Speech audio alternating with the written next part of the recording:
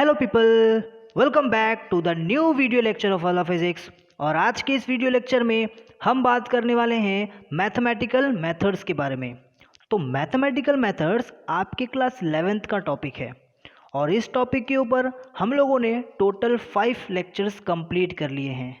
तो अगर आपको उन लेक्चर्स को देखना है तो डिस्क्रिप्शन में आपको प्लेलिस्ट का लिंक मिल जाएगा, आप उस लिंक पर जाके सारी वीडियोस को देख सकते हैं। फिलहाल हम लेकर आए हैं लेक्चर नंबर 6, जिसमें हम बात करेंगे मल्टीप्लिकेशन ऑफ वेक्टर्स के बारे में। वेक्टर्स को किस तरह से मल्टीप्लाई किया जाए, वेक्टर्स को जब हम किसी दूसरे वेक्टर के साथ मल्टीप्लाई करते हैं तब क्या होता है, वेक्टर को जब हम किसी स्केलार से मल्टीप्लाई करते हैं तब क्या होता है। ये सारी चीज़ों को हम इस वीडियो लेक्चर में जानेंगे। हम ये भी समझेंगे कि स्केलार प्रोडक्ट किसको बोलते हैं और हम ये भी सीखेंगे कि वेक्टर प्रोडक्ट किसे कहा जाता है। फिलहाल इस वीडियो पे हम लोग मेनली बात करेंगे स्केलार प्रोडक्ट के बारे में और उसके प्रॉपर्टीज़ को समझेंगे, और वेक्टर प्रोडक्ट के बारे में हम लोग इसके पार्ट 2 में समझेंगे। So why wait, let's start.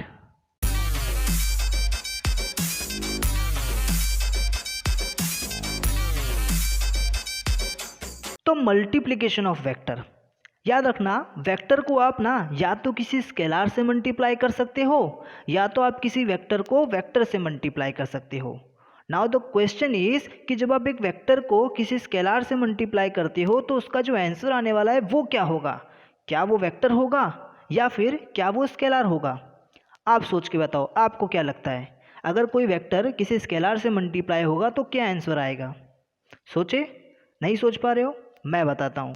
जब भी आप किसी वेक्टर को किसी स्केलार से मल्टीप्लाई करते हो तो जो आंसर आता है वो हमेशा वेक्टर होता है।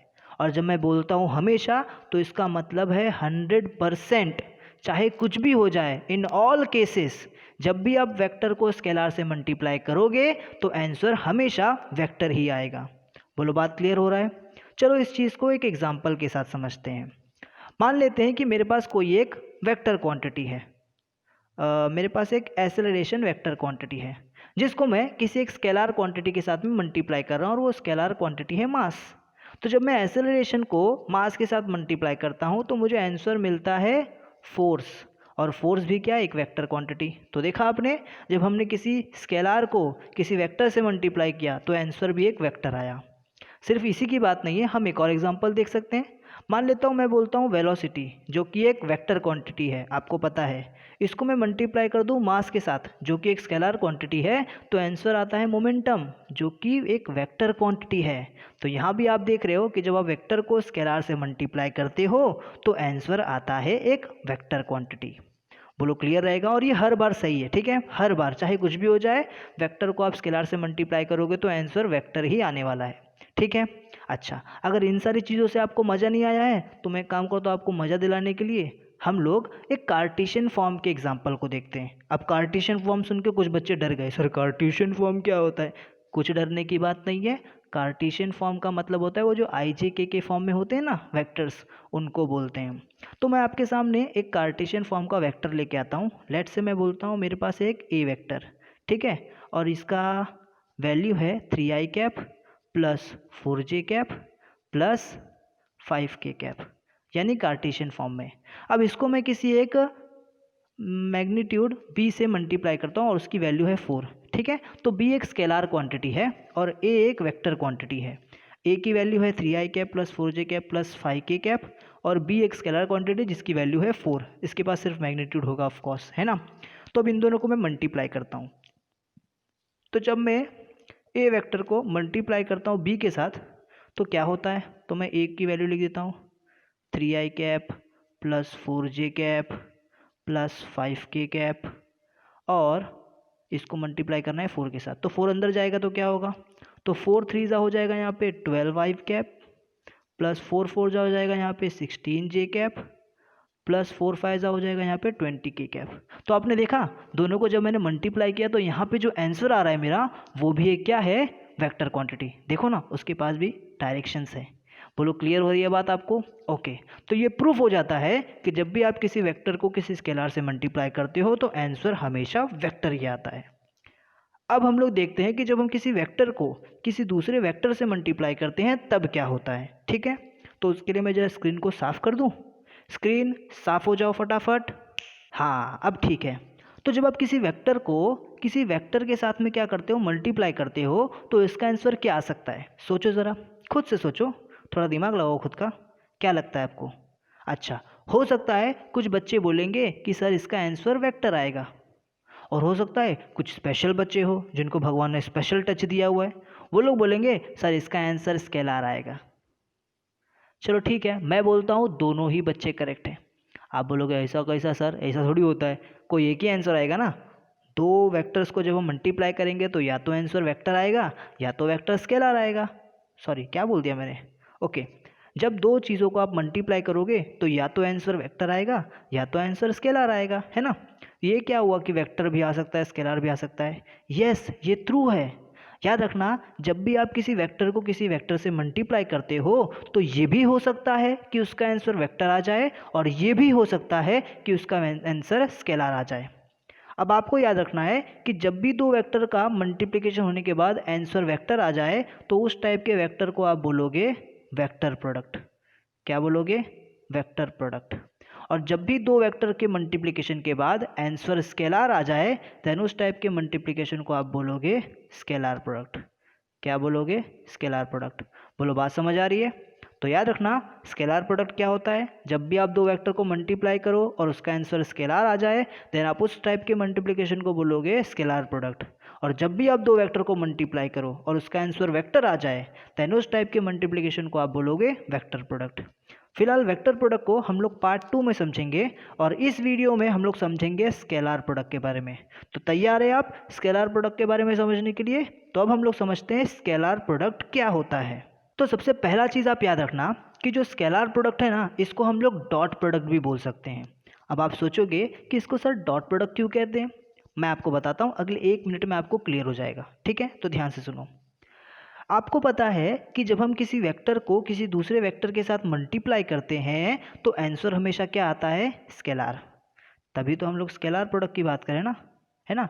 स्केलर प्रोडक्ट में यही तो होता है कि जब आप किसी वेक्टर को किसी दूसरे वेक्टर से मल्टीप्लाई करते हैं तो उसका आंसर स्केलर आता है। अब यहाँ पर ना एक चीज़ का आपको खास ध्यान रखना है। वो बात क्या है कि जब आप वेक्टर को किसी दूसरे वेक्टर से मल्टीप्लाई करते हैं तो बीच में आप जो साइन यूज़ कर रहे हैं ना मल्टीप्लिकेशन के लिए, क्या बोला मैंने? मैंने बोला कि जब आप एक वेक्टर को किसी दूसरे वेक्टर से मल्टीप्लाई कर रहे हैं तो इनके बीच में मल्टीप्लिकेशन के लिए आप जो साइन यूज़ करते हैं ना, वो साइन ऐसे क्रॉस नहीं होनी चाहिए, बल्कि वो साइन ऐसे डॉट होनी चाहिए। कैसी होनी चाहिए? ऐसी डॉट होनी चाहिए। क्लियर रहेगा? चलो मैं वापस एक बार रिपीट करता हूँ। मैं बोल रहा हूँ कि जब आप किसी वेक्टर को किसी दूसरे वेक्टर से मल्टीप्लाई करते हो और आपको पता है इनका आंसर स्केलर आने वाला है, देन उस टाइम पे बीच में मल्टीप्लिकेशन दिखाने के लिए आप इस क्रॉस के साइन का यूज़ मत करो, बल्कि इसके जगह आप इस डॉट के साइन का यूज़ करो। बोलो, क्लियर रहेगी बात? पक्का? बहुत बढ़िया। अब आपको ये समझ में आ गया है कि जब भी आप दो वेक्टर को मल्टीप्लाई करते हो और उसका आंसर स्केलर आता है तो उन दोनों वेक्टर्स के बीच में आप डॉट का साइन यूज़ करते हो, और यही रीज़न है कि आप ऐसे टाइप के मल्टीप्लिकेशन को डॉट प्रोडक्ट भी बोलते हो। तो बोलो, बात समझ आ रही है आपको? Scalar product co dot product क्यों कहते हैं? बढ़िया एकदम। अब हम लोग समझते हैं कि स्केलर प्रोडक्ट किया कैसे जाता है, इसे करने का क्या तरीका होता है। तो इसके लिए ना मैं यहाँ पर आपके सामने दो वेक्टर्स को अज्यूम करता हूँ, ठीक है। तो मान लेते हैं कि मेरे पास एक वेक्टर है ए, एक वेक्टर है ए, और मेरे पास एक और वेक्टर है जो है बी। तो मेरे पास एक और वेक्टर है बी, और इन दोनों के बीच में कुछ एंगल बनेगा, तो मैं बोलता हूँ इनके बीच में कुछ तो एंगल है थीटा। बोलो, क्लियर है बात? कोई डाउट यहाँ तक नहीं है? ठीक है। अब मैं ज़रा इनकी वैल्यूज़ भी अज्यूम कर लेता हूँ। तो मैं बोलता हूँ ये जो ए वेक्टर है ना, इसका मैग्नीट्यूड है 4। याद रखना, मैं ए वेक्टर के मैग्नीट्यूड की बात कर रहा हूँ, ठीक है। तो ए वेक्टर का मैग्नीट्यूड है 4, सेम इसी तरह बी वेक्टर का मैग्नीट्यूड है 2, और ये थीटा जो है ये सपोज चलो 60 डिग्री है, ठीक है। अच्छा, अब मैं बताता हूँ तरीका क्या है ए वेक्टर और बी वेक्टर के स्केलर प्रोडक्ट को करने का। तो मैं बोलता हूँ कि मेरे पास दो वेक्टर है ए और बी जिनका मैं करने जा रहा हूँ स्केलर प्रोडक्ट। अब बताओ स्केलर प्रोडक्ट के टाइम पे बीच में मल्टीप्लिकेशन के लिए कौन सा साइन यूज़ करूँगा? बोलो बोलो बोलो। करेक्ट, हम लोग यूज़ करेंगे डॉट का साइन। तो मैं यहाँ पे इनके बीच में डॉट का साइन यूज़ कर रहा हूँ। अब यहाँ पे मैं क्या करता हूँ, देखो कैसे कर रहा हूँ, ध्यान से सुनो जरा, मैं स्केलर प्रोडक्ट कैसे कर रहा हूँ। तो स्केलर प्रोडक्ट में ना आपको क्या करना है, आपको इस ए वेक्टर के मैग्नीट्यूड को, ए वेक्टर का मैग्नीट्यूड क्या होगा? यस, ए होगा। बहुत बढ़िया, आपने भी यही सोचा था ना। नहीं सोचा था तो सोचो, यही होता है। कैसी बात करो, लगता है आपने मेरा टाइप्स ऑफ वेक्टर का वीडियो नहीं देखा है ना? नहीं देखा ना? जाओ एक काम करो, वीडियो देखो, प्लेलिस्ट में आपको इसका लिंक मिल जाएगा, ठीक है? तो वो वीडियो भी देख के आओ तो आपको समझेगा कि ए वेक्टर के मैग्नीट्यूड को हम लोग ए वेक्टर भी बोल सकते हैं, ठीक है? सॉरी, ए वेक्टर के मैग्नीट्यूड को हम लोग सिर्फ ए बोल सकते हैं, और बी वेक्टर के मैग्नीट्यूड को हम लोग बी बोल सकते हैं, है ना? क्लियर रहेगा? अब यहाँ पर आप cos थीटा से इसे मल्टीप्लाई कर दोगे, तो ये जो आपके सामने फॉर्मूला बन रहा है ना, यही फॉर्मूला होता है स्केलर प्रोडक्ट को करने का। चलो इस फॉर्मूले के थ्रू मैं ए वेक्टर और बी वेक्टर जो यहाँ पे दिया हुआ है इनका स्केलर प्रोडक्ट आपको करके दिखाता हूँ। तो यहाँ पर क्या होगा, जब मैं ए वेक्टर और बी वेक्टर को मल्टीप्लाई करूँगा तो ए वेक्टर का मैग्नीट्यूड क्या है भाई? ए वेक्टर का मैग्नीट्यूड है 4 और बी वेक्टर का मैग्नीट्यूड क्या है? 2। अब यहाँ पे लिख दूंगा cos थीटा, और cos क्या है? 60 डिग्री है ना, तो cos 60 डिग्री। तो 4 2 ज़ा 8 इंटू कॉस 60 होता है 1/2, डिवाइड करोगे तो आपका आंसर मिलेगा 4। तो आपने देखा मैंने कैसे ए वेक्टर और बी वेक्टर का मैग्नीट्यूड, मतलब ए वेक्टर और बी वेक्टर का स्केलर प्रोडक्ट कर दिया। बोलो समझ आ रहा है कि आपको बात? पक्का कोई डाउट यहाँ तक नहीं? देखो बहुत इजी चीज़ है, ठीक है? ध्यान से बस आपको सुनने की ज़रूरत है और समझने की ज़रूरत है। समझ आ रहा है आपको सब चीज़? अच्छा अच्छा, एक और चीज़, हाँ, अब यहाँ पे हो सकता है कुछ बच्चे बोलेंगे कि सर आपने ये cos थीटा ही क्यों लिया, क्या मैं यहाँ पे sin थीटा नहीं ले सकता था? ऑफ कोर्स ले सकते थे, बट स्केलर प्रोडक्ट का डेफिनेशन ही कहता है कि आपको यहाँ पर क्या करना होगा, कॉस प्रोडक्ट लेना है, मतलब कॉस बीच में लाना है आपको। अब क्यों ऐसा है, क्या है, चलो इसको भी समझते हैं। हम लोग समझते हैं कि यहाँ पर हम लोग कॉस ही क्यों लेते हैं, साइन क्यों नहीं लेते, ठीक है? चलो समझते हैं इस चीज़ को। तो गौर से देखिए इस डेफिनेशन को, स्केलर प्रोडक्ट का डेफिनेशन क्या कह रहा है आपसे। तो स्केलर प्रोडक्ट का डेफिनेशन कहता है कि scalar product of two vector is equivalent to, किसके इक्विवेलेंट है? Product of magnitude of one vector with the other vector in the direction of first. Sir कुछ नहीं समझा, पता नहीं क्या लिखा हुआ है, ये तो पल्ले ही नहीं पड़ रहा। चलो ठीक है, इसे हम लोग आराम से समझते हैं, ठीक है? डेफिनेशन क्या है स्केलर प्रोडक्ट का, इसको हम लोग आराम से समझते हैं, ठीक है? ध्यान से सुनो, बहुत अच्छा है। तो आपको यहाँ पर ये डायग्राम दिख रहा है, देखो मैंने यहाँ पर ए वेक्टर बनाया है और यहाँ पर मैंने बी वेक्टर बनाया है, ठीक है? और यहाँ पर आपको ए वेक्टर और बी वेक्टर के बीच में एंगल दिया हुआ है थीटा। बोलो इतना बात समझ में आ रहा है? अच्छा, अब याद रखना कि ए वेक्टर का जो मैग्नीट्यूड है उसको हम लोग बोलते हैं ए, ठीक है? अब यहाँ पर ना मैं अगर बी वेक्टर को, किसको? बी वेक्टर को अगर मैं क्या कर दूँ, इसके कंपोनेंट में डिवाइड कर दूँ। रेजोल्यूशन ऑफ वेक्टर पढ़ा ना आपने, उसमें पढ़ा ना किसी वेक्टर के कंपोनेंट को कैसे निकालते हैं। तो मैं अगर यहाँ पे बी वेक्टर का कंपोनेंट निकालने जाऊँ तो यहाँ पे इस बी वेक्टर का दो कंपोनेंट निकलेगा। एक कंपोनेंट निकलेगा ये फर्स्ट वाले वेक्टर के डायरेक्शन में ही यहाँ पर, ठीक है?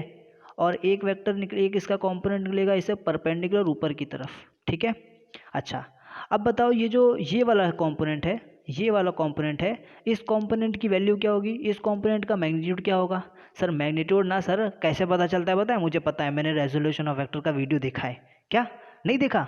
नहीं देखा तो जाके देखो पहले, तुम वो वीडियो देखते नहीं, पूरा पूरा देखा करो यार, अच्छे से देखो, इतना मेहनत से बनाया वीडियो तुम लोग देखते नहीं। तो देखो आप उसको अगर देखे रहोगे, आपको पता होगा रेजोल्यूशन ऑफ फैक्टर के बारे में, तो आप बता पाओगे कि यहाँ पे इस कंपोनेंट की वैल्यू पता चलती है सबसे पहले तो थीटा से। थीटा इस तरफ है तो कॉस है ना, कॉस थीटा होगा, और मल्टीप्लाई करोगे उसको बी के साथ, किसके साथ? बी के साथ, ये जो आपका मेन वेक्टर है ना उसके साथ। क्लियर है? और सेम उसी तरह से ये जो कंपोनेंट है इसका वैल्यू क्या होगा, इसका मैग्नीट्यूड क्या होगा? इसका मैग्नीट्यूड होगा बी साइन थीटा। इतना तो समझा होगा, अगर आपने रेजोल्यूशन ऑफ वेक्टर पढ़ा है तो ये तो आपको पता ही होगा कि ये बी कॉस थीटा कैसे हुआ, बिकॉज यहाँ पर एंगल बन रहा है, और ये बी साइन थीटा कैसे हुआ, बिकॉज ये एंगल के 90 डिग्री पर है ना, सॉरी इस वेक्टर के 90 डिग्री पर है। अच्छा, यहाँ तक बात एकदम क्लियर है। तो अब ज़रा पढ़ के देखो ये डेफिनेशन क्या कहता है। तो डेफिनेशन कहता है the scalar product of two vector is equivalent to, ये दोनों वेक्टर के स्केलर प्रोडक्ट जो है, यानी कि ए वेक्टर और बी वेक्टर का जो स्केलर प्रोडक्ट है वो इक्विवेलेंट है प्रोडक्ट ऑफ मतलब multiplication of magnitude of one vector, magnitude of one vector. अब ए और बी में से किसी एक को एक वेक्टर से अज्यूम कर लो, तो मैं ए को पहला वेक्टर अज्यूम करता हूँ और इस वेक्टर ए के मैग्नीट्यूड की बात कर रहे हैं, यानी कि मैं ए की बात कर रहा हूँ। तो मैग्नीट्यूड ऑफ वन वेक्टर, तो ये जो पहला वेक्टर है ए, इसके मैग्नीट्यूड की बात कर रहा हूँ ए, इसका प्रोडक्ट करना है, इसका क्या करना है, प्रोडक्ट करना है ना, इसका प्रोडक्ट करना है। किसके साथ प्रोडक्ट करना है, विथ द अदर वेक्टर। अच्छा, अदर वेक्टर के साथ में इसका क्या करना है, प्रोडक्ट करना है। तो अदर वेक्टर तो बी है, अच्छा बी के साथ मल्टीप्लाई करना है, नहीं नहीं नहीं, विद द ए, इधर पे मैंने अलग लिख दिया, हाँ, with the component of other vector. यहाँ इधर मैंने थोड़ा गड़बड़ लिख दिया, with the component of other vector, with the component of other vector, ठीक है, with the component of other vector. वो जो अदर वेक्टर है ना, इसके कॉम्पोनेंट के साथ। ये अदर वेक्टर का कॉम्पोनेंट क्या है, तो इसके तो दो कॉम्पोनेंट है।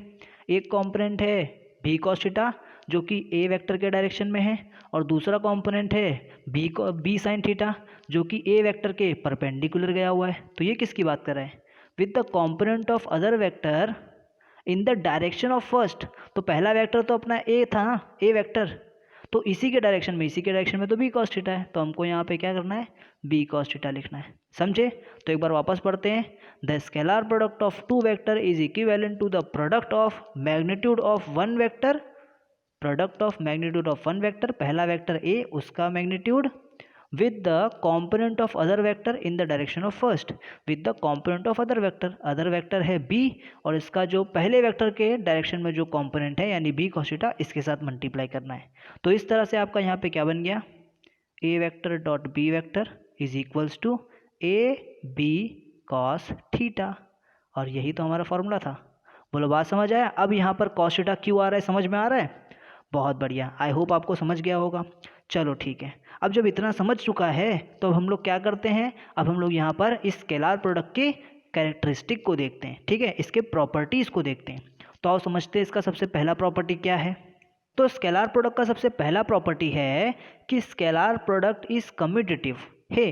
कम्यूटेटिव का मतलब क्या होता है, तो ध्यान से समझो कम्यूटेटिव का मतलब क्या होता है। तो मैं बोलता हूँ कि 2 जो है वो 3 से मल्टीप्लाई हो रहा है और आंसर आ रहा है 6। आप बोलते हो हाँ ठीक है ना। अब मैं बोलता हूँ 3 जो है वो 2 से मल्टीप्लाई हो रहा है तब भी आंसर आ रहा है 6।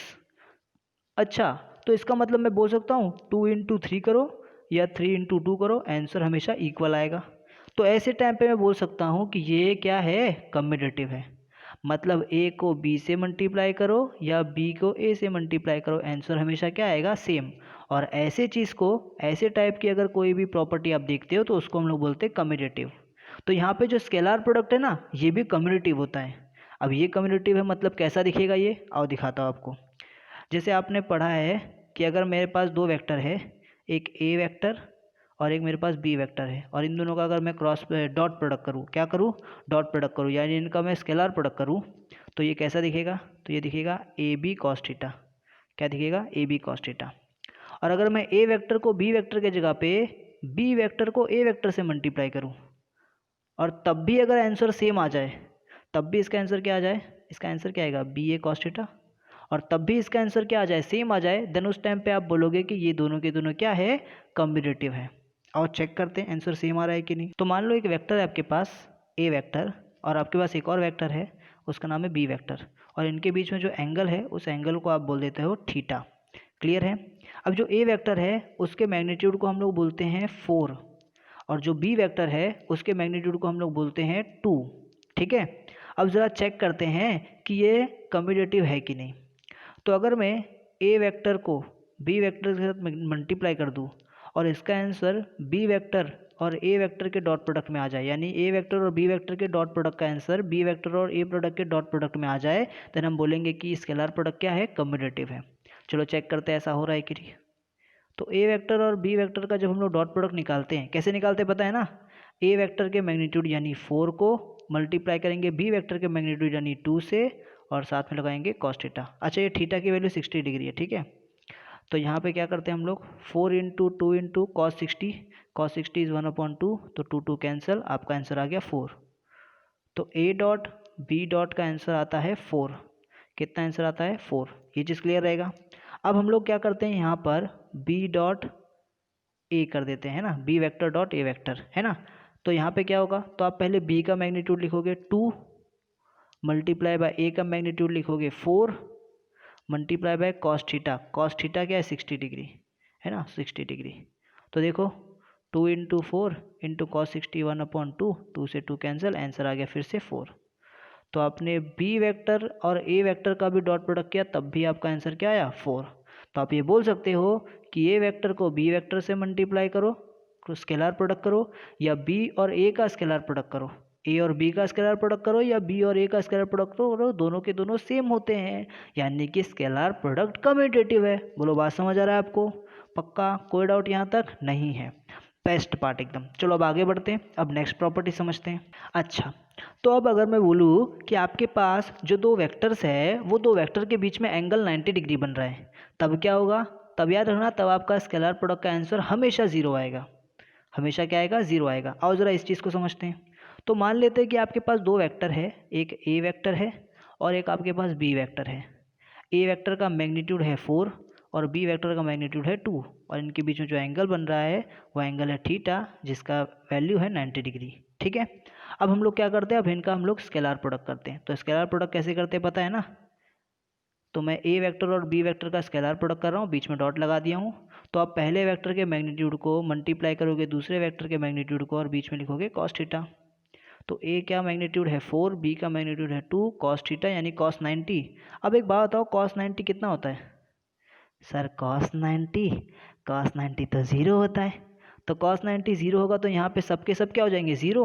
और आप देखोगे ए वेक्टर डॉट बी वेक्टर का आंसर आ जाएगा ज़ीरो, यानी ए और बी का स्केलर प्रोडक्ट क्या हो जाएगा? ज़ीरो हो जाएगा। क्यों? बिकॉज यहाँ पर एंगल क्या था? 90 डिग्री। बोलो बात समझ आ रहा है? पक्का? ओके, चलो ये भी ठीक है। अब तीसरी प्रॉपर्टी को देखते हैं। तो तीसरा प्रॉपर्टी कहता है कि अगर आपके पास दो वेक्टर है और उनके बीच में एंगल 180 डिग्री है, देन उस टाइम पे जो आपका स्केलर प्रोडक्ट होगा वो हमेशा नेगेटिव आएगा। अब ये क्या बात हो गई?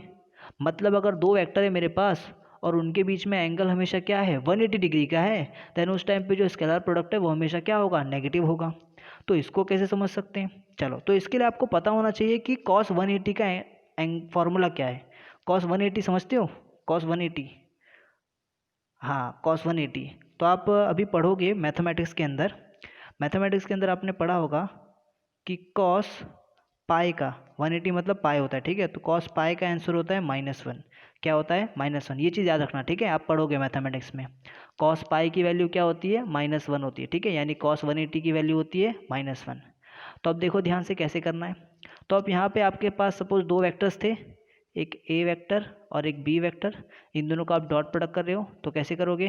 पहले वेक्टर के मैग्नीट्यूड को मल्टीप्लाई करोगे दूसरे वेक्टर के मैग्नीट्यूड के साथ, है ना? और यहाँ पर कॉस एंगल कितना है? पाई 180, है ना?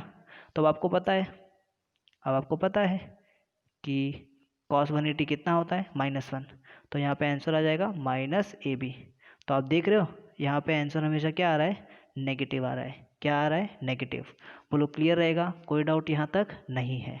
पक्का क्लियर रहेगा? अच्छा अच्छा, यहाँ पर एक एक्सेप्शन है। हाँ, अब अगर ऐसा हो जाए कि ए और बी में किसी एक की वैल्यू माइनस हो जाए, नेगेटिव हो जाए, तब यहाँ पर पॉजिटिव आंसर आ सकता है। हाँ, बट नॉर्मली इसका आंसर क्या आता है? नेगेटिव आता है। बोलो क्लियर रहेगा? कोई डाउट यहाँ तक नहीं है? तो कहने का मतलब आप ऐसा बोल सकते हो कि अगर दो वेक्टर्स के बीच में एंगल 180 डिग्री है, ठीक है, तो वहाँ पे आंसर नेगेटिव तो आता है, बट आप उसको ऐसा बोल सकते हो कि उसका आंसर एंटी पैरेलल होगा। क्या होगा? Anti parallel. क्लियर रहेगा? एंटी पैरेलल आप बोल सकते हो, है ना? क्लियर है? पक्का? चलो बढ़िया है। अब हम लोग आगे बढ़ते हैं। अब हम लोग देखते हैं अपना फोर्थ। तो फोर्थ वाला कैरेक्टरिस्टिक है कि इफ़ थीटा इज ज़ीरो, अब दो वेक्टर्स के बीच में अगर एंगल क्या हो जाए? ज़ीरो, देन आप उसको पैरेलल घोषित कर दोगे। ये क्या बात हुई?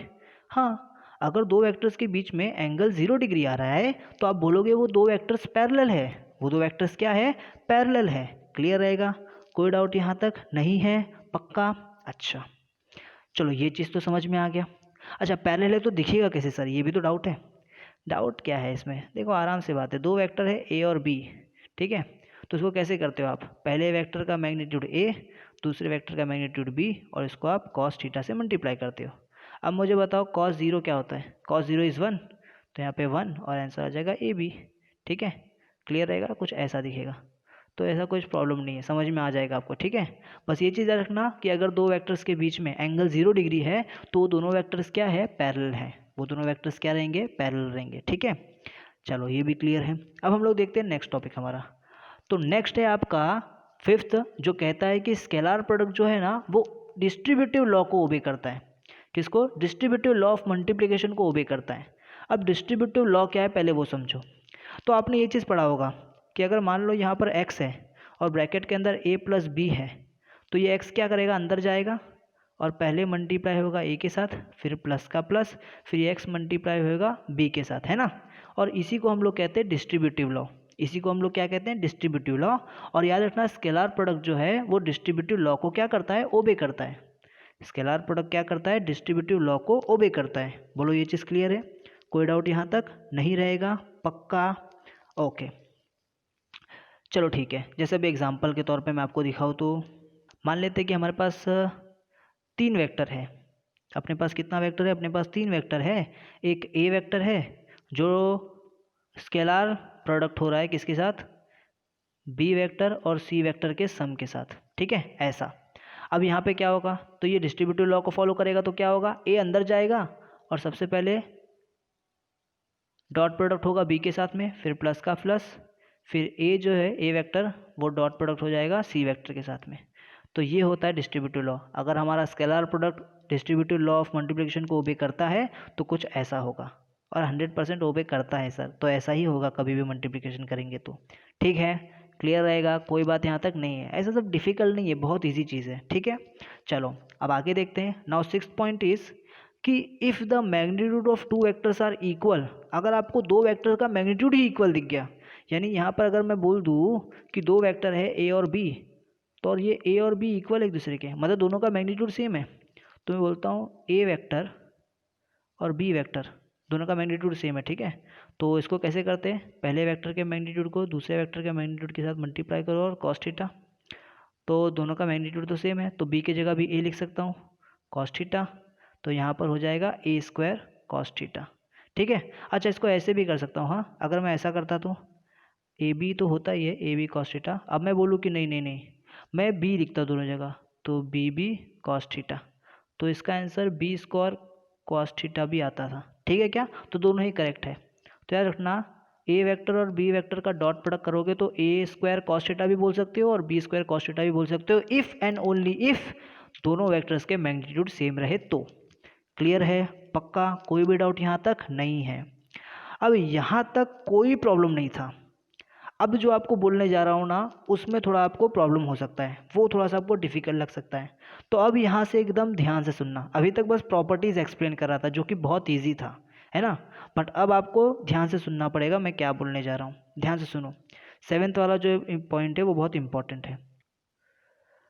तो अब मैं आपको बताऊंगा कि अगर आपके पास 2 वेक्टर्स दिए हो जो कि कार्टेशियन फॉर्म में है तो उन दोनों का स्केलर प्रोडक्ट कैसे किया जाए। तो सबसे पहले तो मैं आपको बताऊंगा कि एक्चुअल कैसे होता है 2 वेक्टर्स जो कार्टेशियन फॉर्म में उनका स्केलर प्रोडक्ट, एंड देन मैं आपको इससे रिलेटेड एक शॉर्टकट बताऊंगा जिसका यूज़ करके आप तुरंत क्या कर लोगे? स्केलर प्रोडक्ट निकाल लोगे। ठीक है, किसी भी 2 वेक्टर्स का अगर वो कार्टेशियन फॉर्म में दिए हो तो देखो ध्यान से। सबसे पहले मैं यहाँ पे 2 वेक्टर्स को अज्यूम कर लेता हूँ जो कार्टेशियन फॉर्म में है। तो पहला वेक्टर है ए जिसका वैल्यू है 3i cap plus 4j cap plus 5k cap. ठीक है, और दूसरा वेक्टर है बी जिसका वैल्यू है 6i कैप प्लस 4 नहीं 7j cap plus 8k cap. अब यहाँ पर नोट में आप एक चीज़ याद रखना, कभी भी आई कैप और आई कैप के बीच में अगर आप डॉट प्रोडक्ट करो, ध्यान से सुनो, आई कैप और आई कैप के बीच में अगर आप डॉट प्रोडक्ट करो तो उसका आंसर हमेशा कितना आता है? उसका आंसर हमेशा 1 आता है। अब आप सोचोगे 1 कैसे आया? तो एक बात बताओ, ये आई कैप क्या है? आई कैप है यूनिट वेक्टर, और यूनिट वेक्टर का मैग्नीट्यूड हमेशा 1 होता है और इसका डायरेक्शन हमेशा एक्स एक्सेस के अलॉन्ग होता है। और सेम उसी तरह ये जो आई है इसका भी मैग्नीट्यूड क्या है? 1 है और इसका भी डायरेक्शन एक्स एक्सेस के अलॉन्ग है। तो ये दोनों वेक्टर्स के मैग्नीट्यूड सेम है। जब 2 वेक्टर्स का मैग्नीट्यूड सेम होता है तब क्या होता है? याद है? अब याद आया होगा। हाँ, जब 2 वेक्टर्स का मैग्नीट्यूड सेम होता है तो उनका जो आंसर होता है वो स्क्वायर में आता है। ठीक है, जो उनका आंसर है वो किस में आता है? स्क्वायर में आता है। ठीक है, तो दोनों में से किसी एक का भी ए है ना, तो ए का स्क्वायर कॉस थीटा। ठीक है, तो यहाँ पर क्या होगा? ए का मैग्नीट्यूड, दोनों में से किसी एक का भी मैग्नीट्यूड उसका स्क्वायर इंटू कॉस थीटा। तो यहाँ आप देखोगे आई कैप और i cap, i cap dot i cap, दोनों में से किसी एक का मैग्नीट्यूड, तो दोनों में से इस आई का मैग्नीट्यूड लेता हूँ 1 उसका स्क्वायर इंटू कॉस थीटा। अब मुझे बताओ कि आई कैप और आई कैप के बीच में एंगल कितना होगा। अरे दोनों के दोनों तो एक्स एक्सिस के अलॉन्ग है, तो दोनों के बीच में एंगल तो 0 डिग्री बनेगा ना। तो बताओ कॉस 0 क्या होगा। जब दो वेक्टर्स के बीच में एंगल 0 बनता है तब क्या होता है, सोचो ज़रा। यस, यहाँ पे 1 का स्क्वायर 1 हो जाएगा और कॉस 0 इज 1, तो 1 आंसर आ गया 1। तो इसीलिए जब आप दो सेम वेक्टर्स को यानी कि आई डॉट आई कैप और i cap co dot product करते हो तो आंसर 1 आता है।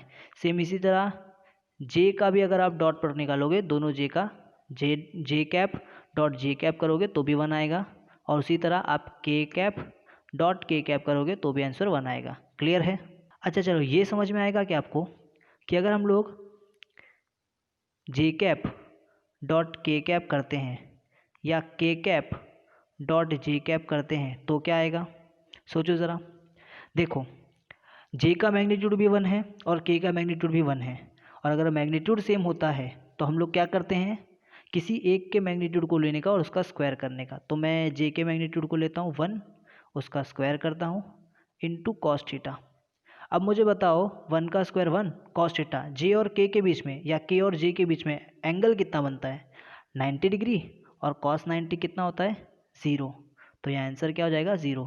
तो समझ में आ गया, जब भी आप जे कैप और के कैप लोगे तो उसका आंसर क्या आएगा 0, या फिर के कैप और जे कैप लोगे इनका भी डॉट प्रोडक्ट करोगे तो भी आंसर क्या आएगा 0।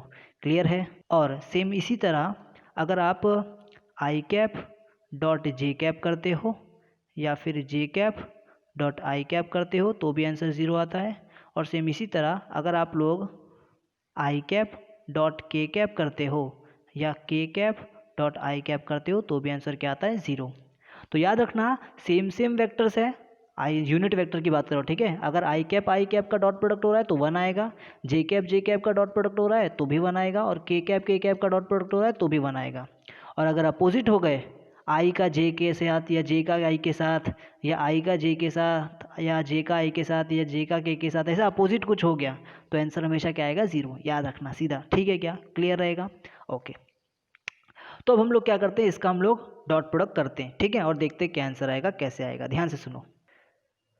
तो ये ए वेक्टर डॉट प्रोडक्ट हो रहा है बी वेक्टर के साथ, तो क्या होगा देखो, ए वेक्टर का आंसर है 3i cap plus 4j cap plus 5k cap. इसका डॉट प्रोडक्ट करना है हमको बी कैप है ना, बी वेक्टर के साथ में। बी वेक्टर क्या है 6i cap plus 7j cap plus 8k cap, ठीक है।